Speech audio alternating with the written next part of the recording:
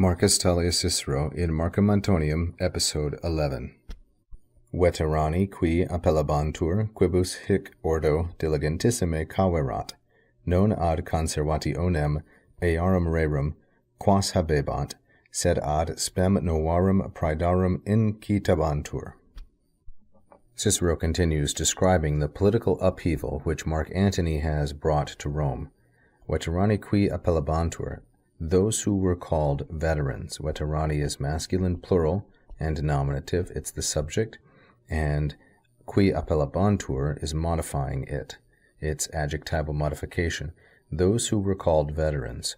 Quibus hic order, whom this order, meaning the Senate, and this is masculine singular, nominative, and this will be the subject of caverat. Ordo is the subject modified by hic, whom this order had looked out for, or who had been very careful for, diligentissime caverat.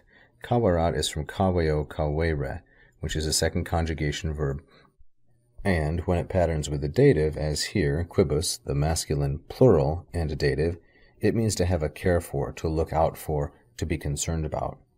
So those who were called veterans, whom this order, quibus hic ordo, diligentissime caverat, had very carefully looked after, non incitabantur, not for the preservation, earum rerum quas habebant, not for the preservation of those possessions which they already had, but for the hope, ad spem, novarum praedarum, of new plunder, they were urged on, they were stirred up, incitabantur.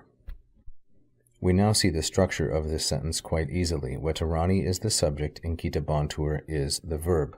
We have then modification. Qui appellabantur modifies veterani. Quibus through caverat also modifies veterani. And then we have two prepositional phrases, ad conservationem and ad spem. The first prepositional phrase has a genitive, earum rerum, which has its own relative clause, quas habebant. The second prepositional phrase, ad spem, does not have a relative clause, but it does have a genitive phrase, novarum praedarum.